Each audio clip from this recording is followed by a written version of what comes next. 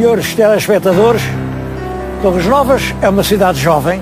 Ela é a cidade desde o dia 14 de agosto de 1985. Mas é uma terra muito antiga. Tem floral desde o rei Dom Sancho I, no ano 1190. Portanto, é vila desde o século XII. Hoje é a cabeça de um concelho extremamente progressivo, com 270 km², 40 mil pessoas, o que dá realmente uma densidade por quilómetro enorme. É uma gente excepcionalmente ativa e empreendedora, o que faz que este concelho seja um dos mais progressivos do nosso país. Torres Novas nasceu com o Almonda. Era o Almonda que fazia rodar as rodas das azenhas que moíam o trigo e o milho e o pão que se comia. O Marquês de Pombal pôs aqui uma fábrica de fiação que tinha uma roda de azenha. Esta roda que estão a ver é um monumento, é mantido pela Câmara em recordação desse papel importante que tiveram os moinhos de água na história da cidade. O próprio rio Almonda faz parte da história da cidade. Há umas dezenas de anos estava poluidíssimo. Eram águas mortas, não havia um peixe. Isto não era um rio, era um caneiro fétido. Bom, toda a gente se pôs de acordo, os moradores, os pescadores, a Câmara Municipal, as empresas, e durante anos houve uma ação enérgica e hoje as águas do Almonda são límpidas. Todas as semanas se faz aqui um concurso de pesca desportiva, porque as águas têm muito peixe. O rio nasce aqui na Serra da Aire, a 5 km daqui, vai desaguar a 25 km no Rio Tejo. É um rio importante pelo papel que teve na história desta cidade. Há muitas coisas que ver e que falar aqui no concelho e eu vou usar uma ordem cronológica.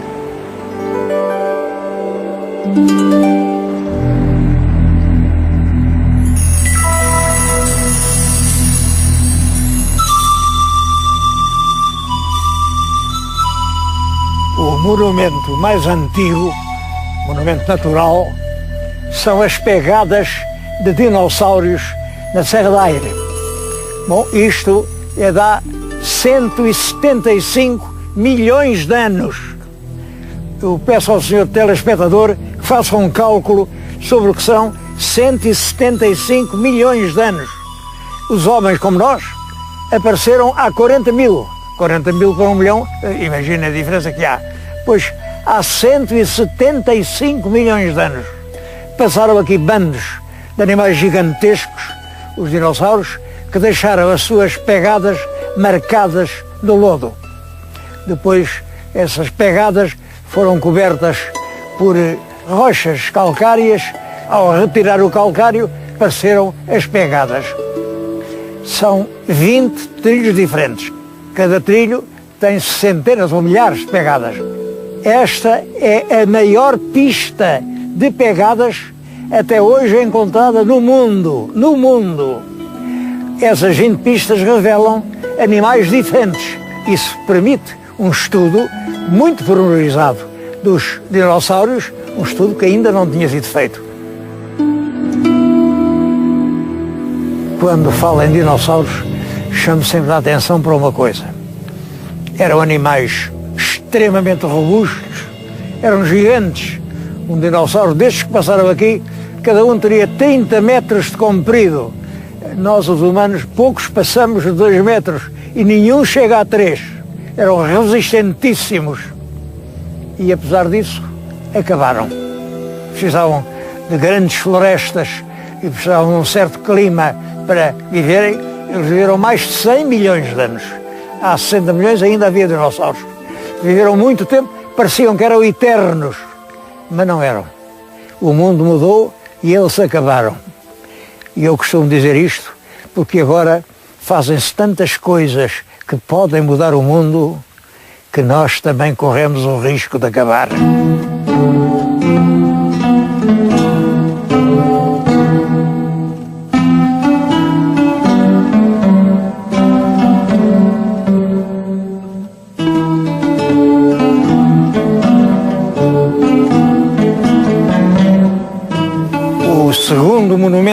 por ordem da antiguidade, são estas ruínas de uma vila romana, da Vila Cardílio.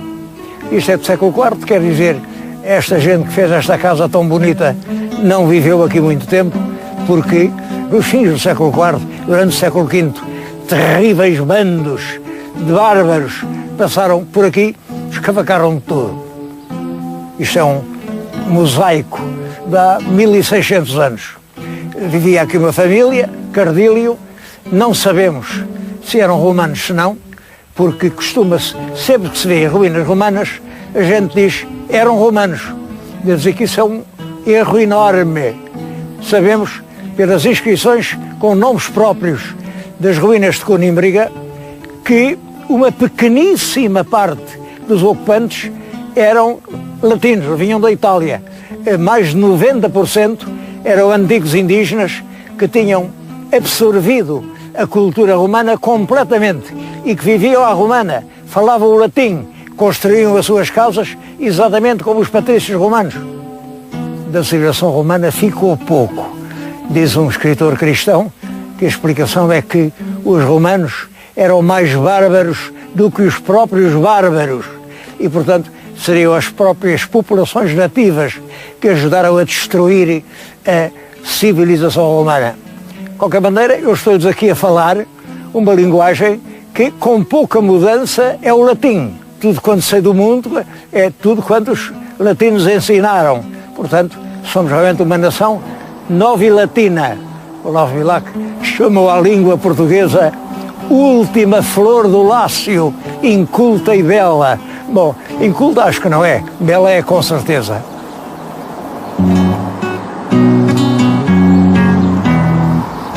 Damos um pulo de 1000 anos e estamos no século XIV. No século XIV reinava o rei Dom Fernando. Dom Fernando foi um fraco rei, meteu-se em 3 guerras com Castela, perdeu-as todas, e numa dessas guerras o rei de Castela entrou em Portugal. O rei era o Henrique de Trastâmara e diz-se, agora começa a lenda, que tomou aqui a vila de Torres Novas, mas o castelo resistiu. Prenderam um filho do alcaide, era o Dom Gil Pais. Então os invasores pegaram no filho e trouxeram-no e disseram ao alcaide: se queres o teu filho vivo, entrega ao castelo. Mas o rapaz disse para o pai: defende-te, alcaide. E então os invasores mataram o rapaz. Esta história é muito parecida com a do Castelo de Faria e tudo indica que é realmente uma imaginação com base na história do Castelo de Faria. Aliás, em toda a Espanha há histórias parecidas. De qualquer maneira, é uma história bonita.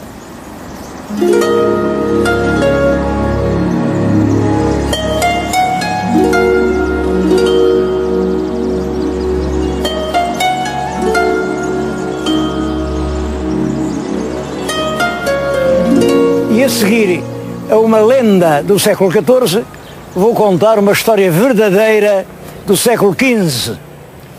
Reinava em Portugal o rei Dom João II. Como sabem, costuma-se dizer que Dom João II não dava nada aos fidalgos, queixava-se do pai, dizia: o meu pai dava tudo, eu agora sou o rei das estradas, portanto ele não dava nada. Isso não é completamente verdade. Ele deu este castelo e esta povoação, Torres Novas, deu isto ao senhor Dom João de Lencastre. É que o senhor Dom João de Lencastre era neto dele, era filho do senhor Dom Jorge. E o Dom Jorge era filho do rei, um filho fora do matrimónio, um filho que o rei bem se esforçou porque ele fosse seu herdeiro no trono, mas em Roma nunca o permitiram e, portanto, Dom Jorge viveu sempre em Palmela e teve vários filhos. Mas este era o mais velho e o rei deu-lhe este lugar e fê-lo Marquês de Torres Novas. Bom, a história de Marquês de Torres Novas é uma história muito dramática. Aliás, um grande escritor português, Camilo Castelo Branco, fez uma peça de teatro muito boa, chamada O Marquês de Torres Novas. A história é esta. Ele era realmente neto do rei, ele considerava que até devia ser ele o rei de Portugal, e casou com uma herdeira muito rica, Dona Guiomar Coutinho, filha do conde de Marialva e conde de Loulé. Era um homem muito forreta, não gastava um centavo e deixou uma fortuna colossal à filha. Portanto, como era uma grande herdeira, o rei casou a Dona Guiomar Coutinho com o infante Dom Fernando. Mas quando anunciou o casamento, aparece o Dom João de Lencastre e disse: não pode casar, já está casada comigo, eu sou o marido dela. Casámos, em segredo, mas casámos. Aí o rei mandou prender o Marquês de Torres Novas no Castelo de São Jorge, e ele, a teimar que estava casado, e perguntavam a ela, e ela não dizia nem sim nem não. Hesitava, e passaram assim 10 anos. Ao fim de 10 anos, ela fartou-se do celibato e disse: não, eu não casei, não é verdade. Então, casaram-na com o infante Dom Fernando, foram viver para Abrantes, mas pouco tempo depois ela cai de uma escada e morre. O único filho que tinham tido morre também em terra infância, e o Dom Fernando também pouco mais durou, morreu tudo. E o povo dizia que essas mortes eram o castigo de Dona Guiomar ter jurado falso. Quem falou verdadeiro foi o Marquês de Torres Novas. O Marquês foi posto em liberdade e veio até a ser Duque de Aveiro.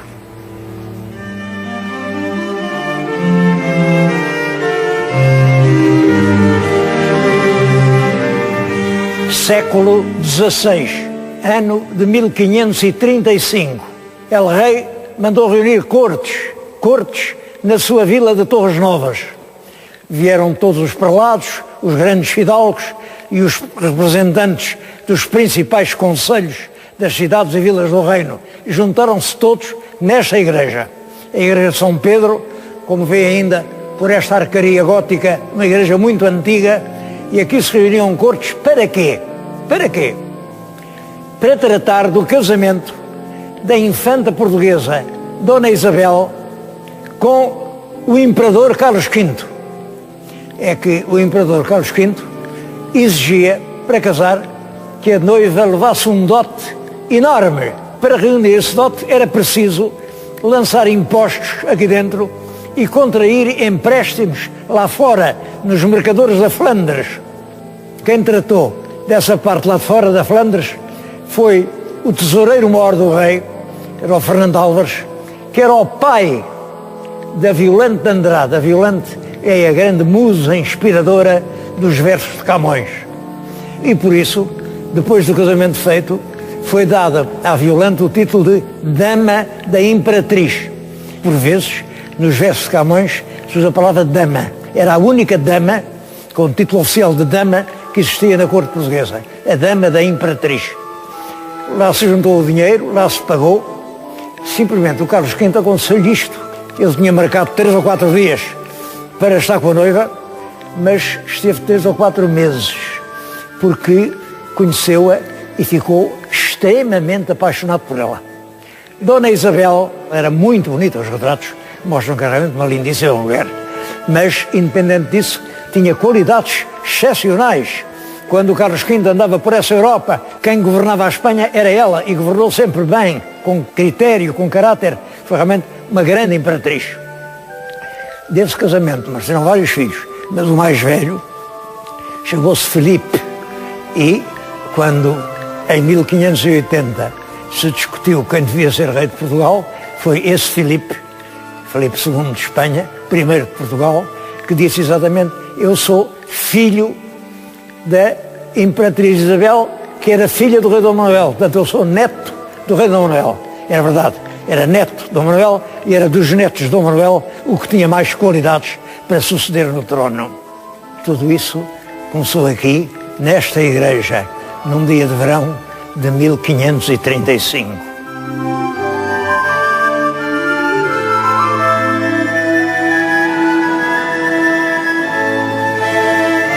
O século XVII tem aqui em Torres Novas um exemplar magnífico.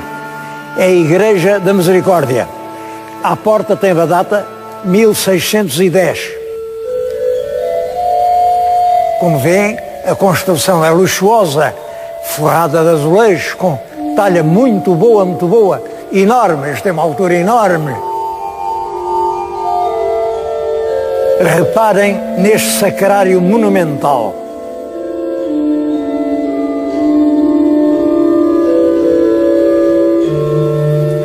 Nós costumamos pensar que o século XVII é um século de penúria. Até 1640 tivemos sob o domínio de um rei que não era português. 1640 até 1680 foi uma guerra que levava todos os recursos, passávamos fome. 1680 até ao fim do século foi um tempo de penúria e dificuldades que só se atenua com a descoberta dos diamantes e do ouro do Brasil. Portanto, como é possível que tenham aparecido tantas igrejas? Como é que havia dinheiro para fazer isto? Eu não sei, mas há uma hipótese que é muito possível. Esta igreja, aqui da Misericórdia, é paga pelos irmãos da Santa Casa. Ora, acontece que durante realmente o domínio filipino, os reis não lançaram impostos novos. Segundo as leis portuguesas, só se podem lançar impostos ouvidas as cortes. E eles não queriam reunir cortes por razões políticas evidentes. Então agora a reunir cortes num país onde eles sabiam muito bem que havia um sentimento de nacionalismo intenso. Portanto, sem cortes não havia impostos, sem impostos havia uma economia que tinha excedentes para fazer estas centenas e centenas de templos sagrados que existem em todo o país. A edificação deste templo é do século XVII, mas a ação benemérita da Misericórdia continuou pelos séculos fora. Ainda hoje, estamos no século XXI, é importantíssima a ação que esta instituição exerce aqui na cidade de Torres Novas. Para o século XVIII tem um documento que é muito interessante, que é nem mais nem menos que um presépio de Machado de Castro. Ele sugere muito uma redução do presépio da Sé Catedral de Lisboa. Todo este conjunto é uma peça extraordinariamente interessante. Como sabe, Machado de Castro é um grande escultor da época do Marquês de Pombal.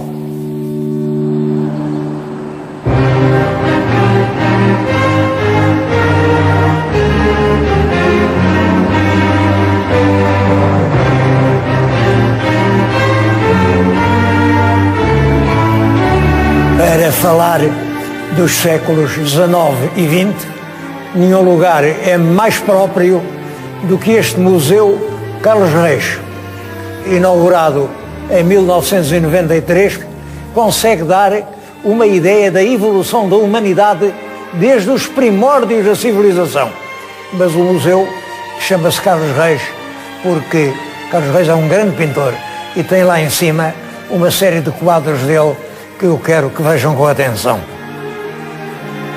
Carlos Reis nasceu aqui, na então Vila de Torres Novas, era filho de um médico, fazia os seus bonecos, mas o médico achava que fazer bonecos não é vida para ninguém, e o rapaz tinha que ir para o comércio, e pô-lo ao balcão numa tabacaria do Rocio, que era de um parente dele. Foi o dono da tabacaria que viu que o rapaz tinha talento demais para estar ao balcão, e lá o encaminhou para a Escola de Belas Artes. Faz o seu curso, depois concorre a um lugar nas Belas Artes de Paris. Nesse ano concorreram 400 pintores de todos os países do mundo. Carlos Reis ficou em terceiro lugar. Há uma coisa muito curiosa, é que quem lhe deu uma bolsa, porque o pai continuava a não concordar com isso, foi Dom Carlos, que ainda não era rei, era príncipe herdeiro, e deu-lhe uma bolsa de 5 libras esterlinas por mês, que permitia ao rapaz aguentar-se nos estudos. Carlos Reis nunca esqueceu essa proteção do rei e, passados uns anos, pintou-lhe e ofereceu-lhe um quadro que é uma das suas grandes obras-primas. Está no Palácio de Vila Viçosa e representa o rei Dom Carlos à frente do Estado-Maior do Exército a passar revista ao Exército Português. É realmente uma grande tela, sem dúvida que é. Paris é uma consagração, ele vem para aqui e tem imediatamente a medalha de honra das Belas Artes. Aliás, teve 3 medalhas de honra, que é o caso único na história das Belas Artes. No fim da sua vida, estava a ser contestado, porque essa grande geração de pintores naturalistas que pintam o mundo tal como o veem, sucede-se outra geração de pintores que não pintam a natureza, pintam os sentimentos. Bom, aquilo presta-se muito a logros, e fazem-se assim, por vezes, reputações que não vão durar muito tempo. É claro que também há grandes pintores e grandes pintoras. Estou a lembrar da Vieira da Silva.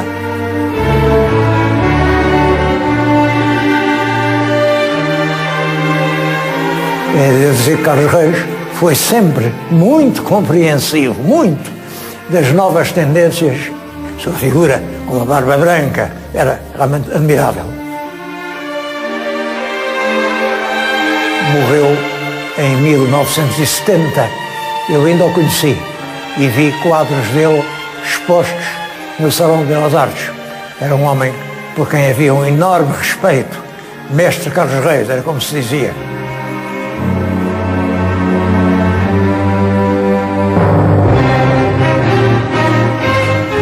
Aqui reúnem alguns quadros, apenas alguns. Tenho o desgosto de dizer que eles estavam em Lisboa, no Museu Nacional de Arte Contemporânea, e vieram de lá para aqui, o que representa uma tomada de posição nessa luta entre clássicos e modernos. Em Lisboa hoje não se pode ver um quadro de Carlos Reis. Aqui há grandes quadros. Isto é uma prova de perícia técnica. É pintado mesmo para ver até que ponto ele sabia pintar. É pintado quase todo a branco. São os véus brancos da primeira comunhão. É dificílimo, com cálculo, pintar com branco, pois ele consegue, quase só com o branco, fazer uma tela magnífica.